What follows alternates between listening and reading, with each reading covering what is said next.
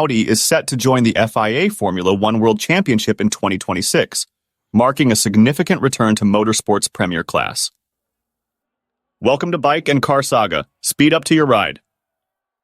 The announcement was made at the Belgian Grand Prix, highlighting Audi's commitment to innovation. Audi's entry aligns with Formula One's new sustainability goals.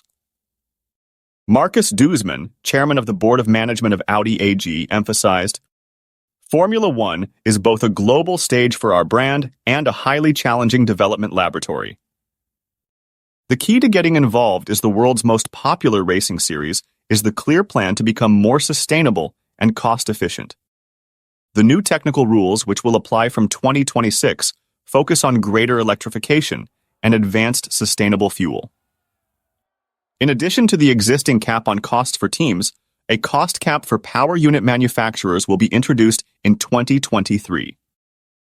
In addition, Formula One has set itself the ambitious goal of being a carbon-neutral racing series by 2030. The new rules focus on electrification and sustainable fuel. The power unit will be developed at Audi Sport's Competence Center Motorsport in Newburgh. Julius Seebach, Audi Sport Managing Director, stated, "We will build on the valuable expertise of our motorsport employees. The great interest in Formula One is global, and the racing series is one of the sporting events with the highest reach in the world." In 2021, more than 1.5 billion TV viewers watched the races. Formula One is popular in key markets such as China and the USA, and the trend continues to rise, even among young target groups. On social media, Formula One is now experiencing the highest growth rates among the world's most popular sports. The facility is equipped for both engine and electric motor testing. Audi Sport is refocusing its efforts on Formula One, discontinuing its LMDH project.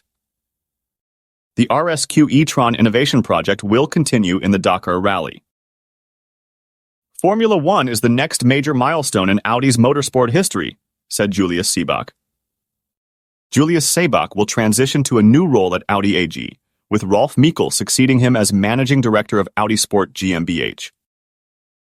Hoffmann praised Seebach's strategic foresight and consistent action during challenging times. Thanks for watching. Don't forget to leave a comment with share your thoughts. If you love this video, please do subscribe, thumbs up, and share. See you next.